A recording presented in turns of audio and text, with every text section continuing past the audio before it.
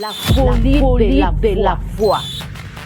Chez Dieu, c'est une manière d'agir qui dépasse l'entendement humain. Pourquoi la foi est un problème dans les églises, même dans nos vies personnelles? Parce que la foi dérange. Quand la foi dérange, ça veut dire que quelque part, il y a quelque chose de bon dans cette foi. Nous avons besoin de cette foi. La foi obéit avant que les eaux ne s'ouvrent. C'est Moïse qui a utilisé la folie de la foi devant la mer Rouge. C'est la décision d'avancer parce que Dieu a parlé. Et quand Dieu dit marche, la mer n'aura pas le choix que de céder le passage. Écoutez la parole de l'Éternel, c'est la folie totale. Même à mes yeux, c'est insensé. Pour dire, fils de l'homme, ces os pourront-ils revivre? Ben, humainement parlant, qu'est-ce que je vais dire? Non, c'est impossible. Non, ces os ne peuvent pas vivre selon la logique humaine. Même moi qui n'a pas fait la médecine, tu me mets devant cette situation, je dirais non, je n'ose même pas, je prends pas les risques. Le problème avec la foi, la folie de la foi, c'est qu'on ne veut pas prendre des risques. Fils de l'homme, prophétise. Toi-même, tu es le prophète de ta vie. Et comme devant ces ossements, donc j'ai le plein pouvoir de prophétiser. Même si tu ne vois rien, prophétise selon l'ordre que Dieu t'a donné de prophétiser. Déclare-le que mon Dieu est capable. Dans ma santé, mon Dieu est capable. Tout ce qu'il a promis pour moi, il est capable. Rien n'est impossible à celui qui croit. Alors ce matin, ma foi parle. La folie de la foi parle.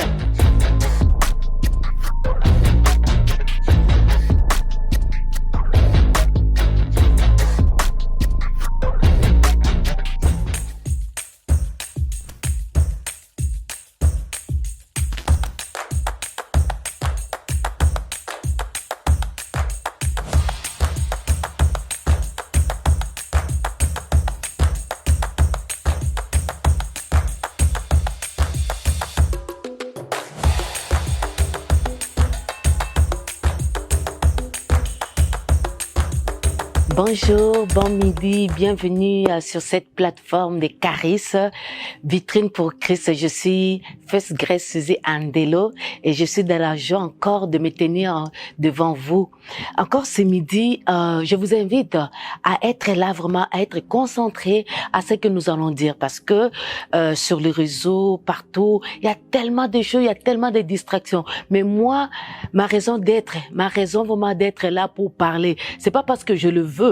Oui, certes, mais c'est vraiment quelque chose où Dieu m'a vraiment demandé de parler au travers des médias, au travers des réseaux, afin que pour quelques mots, quelques phrases, que cela puisse te booster.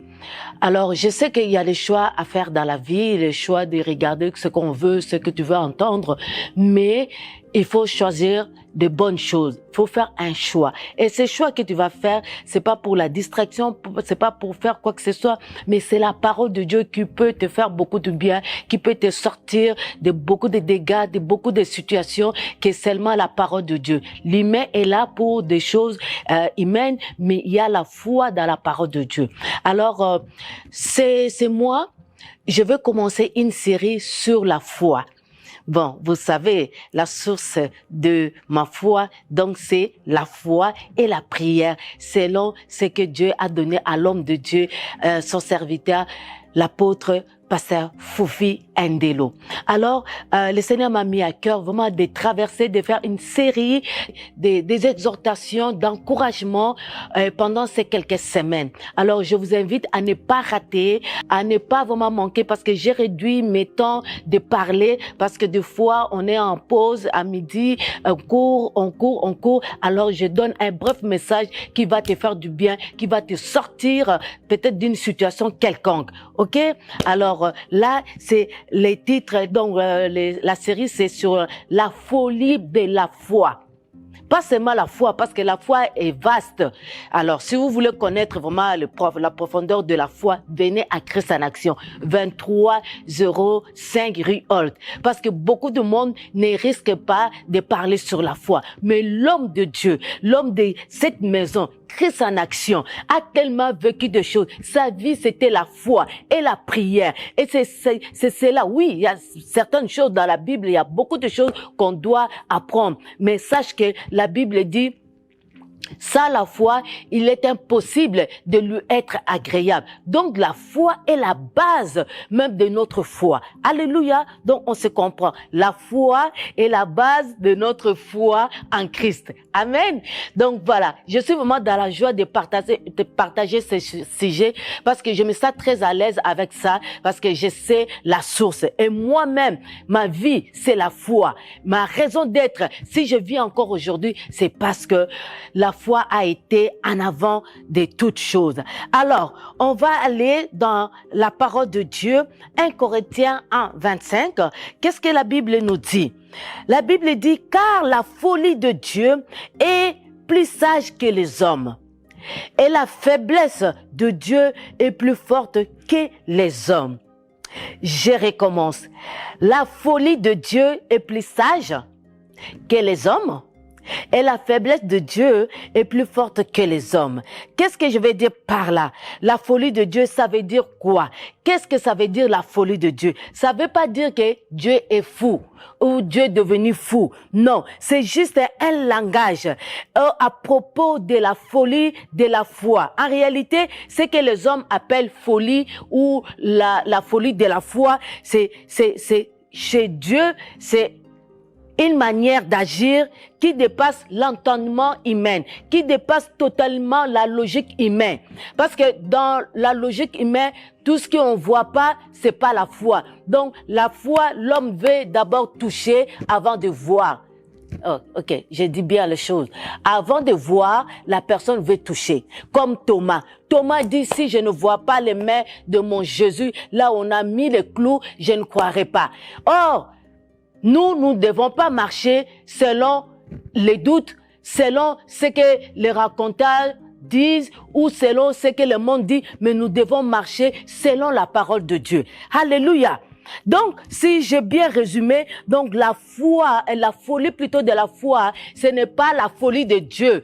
Oui, c'est certes, la folie, l'homme peut appeler la folie, mais d'une certaine manière, chez Dieu, c'est une manière d'agir qui dépasse l'entendement humain. Alléluia. Il existe une dimension de la foi qui paraît peut-être irrationnelle, à tes yeux, irrationnelle, à mes yeux, humain, en tant qu'humain, mais devant Dieu, c'est vraiment la confiance à la parole de Dieu. Qu'est-ce qui se passe avec la foi? Pourquoi la foi est un problème dans les églises, même dans nos vies personnelles? Parce que la foi dérange. Quand la foi dérange, c'est que ça veut dire que quelque part, il y a quelque chose de bon dans cette foi. Si on veut aller de l'avant, nous avons besoin de cette foi. Même humainement parlant, tu sais pourquoi tu étudies, tu sais pourquoi tu te maries, parce que tu veux atteindre un objectif, tu veux atteindre plutôt un objectif, parce que tu l'as pas encore eu, mais en terminant tes études, tu sais que tu vas trouver un bon travail. N'est-ce pas la foi? Alors, si on parle de choses comme ça, humaines, les gens comprennent un peu facilement. Mais quand on rentre vraiment en profondeur, selon ce que la Bible dit, ça devient un problème. Pourquoi? Parce que la foi dérange. Pourquoi? Parce que la foi défie. Mon pasteur dit toujours de défier. Alléluia. Donc, la foi agit. Moi, je le crois. Alléluia. Alors, pour le monde, cela ressemble à de la folie, mais pour Dieu, c'est le langage, c'est un langage du royaume que nous devons croire, nous devons marcher là-dessus. La foi commence souvent là où la raison s'arrête. Ça, c'est sûr.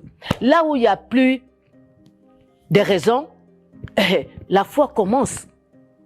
La Bible dit là où l'intelligence de l'homme s'arrête, c'est là où la foi commence, la foi de Dieu commence.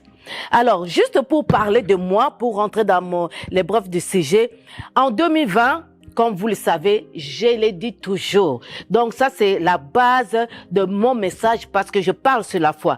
Lorsque j'étais plongée dans les comas, pendant plusieurs mois, beaucoup pensaient que tout était fini. Quand je dis beaucoup, vraiment, en commençant par les médecins et même, tout le monde pensait que, il n'y a plus d'espoir. Oups, il n'y a plus rien. 3 mois dans le coma, il n'y aura rien de bon. Les rapports médicaux parlaient de la mort. Les rapports médicaux, les circonstances parlaient, criaient tout autour de ma famille, tout autour de mes amis, de ma famille. Rien de bon pourra sortir de la vie de cette dame. Donc, pour moi là, c'était complètement fini. Mais heureusement, il y avait la foi. Mais heureusement, la Bible, la parole de Dieu nous parle de la foi. Mon mari était attaché à cette foi que quand il priait, Dieu lui a parlé. Dans le séjour de mort, qu'est-ce que j'ai été chercher? Oui, les clés de séjour de mort. Elle dit, ah, ben alors, donc il s'est attaché que ma femme ne mourra jamais. Et c'est cette foi qui agissait, qui parlait. Pour plusieurs, cette espérance était déjà finie. Personne ne pouvait croire parce que c'était vraiment déraisonnable dans le cœur des gens. Même humainement parlant, personne ne pouvait en croire, ceux qui étaient au courant. Et pourtant, ce qui semble impossible aux yeux des hommes est possible aux yeux de Dieu. Donc, aujourd'hui, je peux parler de la folie de la foi par rapport à ma vie, car j'ai eu raison de mettre ma foi en action. J'ai eu raison que ceux qui priaient à mettre leur foi en action pour voir les miracles. Alléluia. La foi paraît souvent folle avant les miracles. Écoute-moi bien. Mais après les miracles, elle devient un témoignage. Elle devient un témoignage. Avant les miracles, on a besoin de la foi. Oui, on est malade et tout. On ne voit rien. On ne voit pas les témoignages. Mais les témoignages viennent après, quand on a enclenché la foi, la confiance dans la parole de Dieu. Alléluia. Alors, c'est midi. Je vais aller vite. Je vais te parler de quelqu'un qui a mis sa foi en action. C'est pas n'importe qui, mais c'est Moïse. C'est Moïse qui a utilisé la folie de la foi devant la mer Rouge. Nous allons peut-être faire vite pour imaginer un peu la scène. C'est pour cela que j'ai l'image en arrière de moi. Vous voyez l'horizon là-bas, vous voyez la mer et devant la situation que Moïse était, c'était pratiquement impossible. Devant les yeux humains, c'était pratiquement impossible. La Bible dit dans Exode 14, 15, 16, l'Éternel dit à Moïse, pourquoi ces cris? Parle aux enfants d'Israël et qu'ils marchent. Toi, lève ta verge et tends ta main sur la mer et fends-la. Mon Dieu, quelle parole puissante. Quelle parole qui a été soutenue par une parole vraiment puissante que Moïse s'est attaché à cette parole. Bien aimé, c'est pas facile, hein. C'est pas parce qu'on veut, c'est une histoire qu'on est en train de lire. Mais mets-toi à la place de Moïse. Mets-toi devant cette mer ici, là. Regarde-la. Et la Bible dit, qu'est-ce que tu as dans les mains? Tu as un bâton. Et la Bible dit, fends-la. Maintenant, tu vas croire quoi? Qui? Imaginez un homme qui se tient et toi tu te tiens devant cette mer, tu vois ta bénédiction de l'autre côté. Derrière toi, c'est l'Égypte. Derrière toi, c'est les Égyptiens qui te courent derrière. Alléluia. Et derrière lui, il y avait une puissante armée s'approchait à grande vitesse et devant lui, il y avait l'eau, la mer. Alors, qu'est-ce qui s'est passé? Dieu dit avance. Dieu dit avance. Devant le peuple, alléluia, les gens étaient là, c'était la mer Rouge. Derrière eux, les chars de Pharaon qui s'approchaient à toute vitesse. Et tout autour, il y avait la famille, il y avait des enfants, il y avait des vieillards, il y avait des animaux, il y avait toutes sortes de cris de panique. Il n'y avait point, comment je vais dire ça, pas de bateau, il n'y avait rien, il n'y avait pas un pont, il n'y avait rien. Donc, il n'y avait rien à faire que de mettre la foi en action. Des fois, on arrive devant les situations, t'as pas le choix. T'as pas le choix. Et je suis en train de t'encourager. Si aujourd'hui, tu es devant une situation que t'as pas le choix, mets en action ta foi en Christ. Alors, le peuple criait, n'y avait-il pas de tombeaux en Égypte pour nous amener mourir ici? La peur est un blocage. La peur est un obstacle. La peur, c'était comme un cul-de-sac. Vous savez, dans mon quartier, je suis à Fontainebleau, là, les Fontainebleau fait le tour. Mais quand tu rentres dans les avenues, c'est un cul-de-sac. Tu rentres, tu sors, tu rentres, tu sors. Il n'y a pas de sortie. Donc, quand tu rentres, donc tu vas sortir par la même entrée. Alors, à un moment donné, la peur fait ça. Donc, tu es devant une impasse. Tu es devant une situation que tu n'as pas de solution, tu n'as pas d'issue. Et la logique te fait dire que comme tu vois là, ça sera ta défaite. Ça sera un échec pour toi. Ça te montre un découragement total parce que tu sais que sans sans peut-être l'aide humaine, je ne peux pas m'en sortir. Oh, Dieu est en train de t'appeler pour fixer tes yeux devant lui. L'expérience, de fois, on a fait des choses, on a expérimenté des choses, mais à un moment donné, c'est la catastrophe. C'est un désastre, une tragédie où tu te dis, malheur à moi. Malheur à moi, qu'est-ce que je vais faire? Mais au milieu, laisse-moi te dire cette bonne nouvelle. Au milieu de ces chaos, Dieu donne toujours une solution. Dieu a donné à Moïse un ordre parfait qui, dans les yeux des gens, insensé, mais devant Dieu, c'était une solution. Un langage du royaume. Un langage où l'humain ne peut pas comprendre. Et la Bible dit à Moïse, dit au peuple d'avancer. Et d'avancer. Et la Bible dit, comme je l'ai lu, lève ta verge, étends ta main sur la mer et fends-la. Fends-la. Et fends-la comment? Par la foi. Et c'est par la foi que Moïse a agi. Dieu dit avance. Avance vers quoi? Avance vers une mer fermée. Et peut-être tu as reçu une prophétie. Peut-être tu as reçu une parole de la part de Dieu. Et Dieu te dit avance. Mais tu regardes devant toi, tout est bloqué. Derrière toi, tu ne peux rien faire. Mais Dieu te dit avance. Comment tu vas avancer? Et voilà là, la folie de la foi. Laisse-moi te dire une bonne nouvelle. La foi avance même lorsqu'il n'y a pas encore du chemin. La foi obéit avant que les eaux ne s'ouvrent. Alléluia. La foi pose les pieds où Dieu a parlé, même si les circonstances disent que c'est impossible. Qui t'a dit que c'est impossible?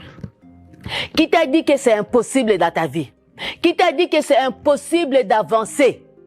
Qui t'a dit?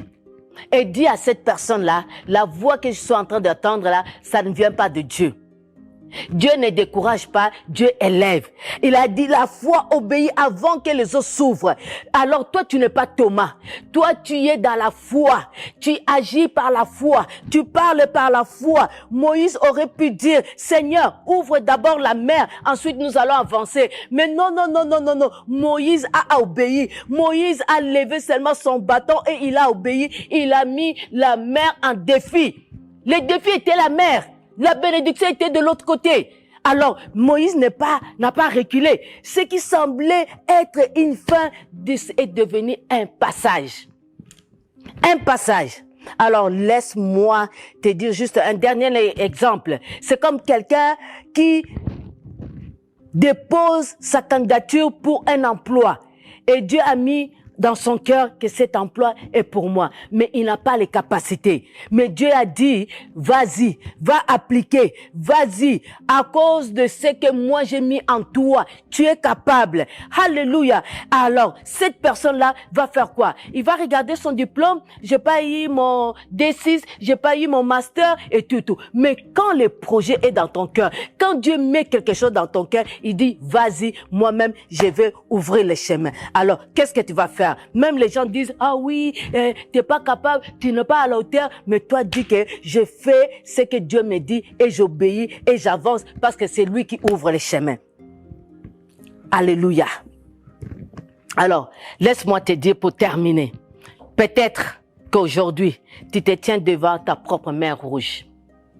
Peut-être tu te tiens devant une situation bloquée. Peut-être tu as une situation financièrement bloquée, fermée, ou tu es devant ta santé est inquiétante, ou tu es devant une décision difficile, ou tu vois que tu frappes, toutes les portes sont fermées, ou tu es dépassé par des circonstances ou par la famille qui te cause des troubles, ou par ton travail.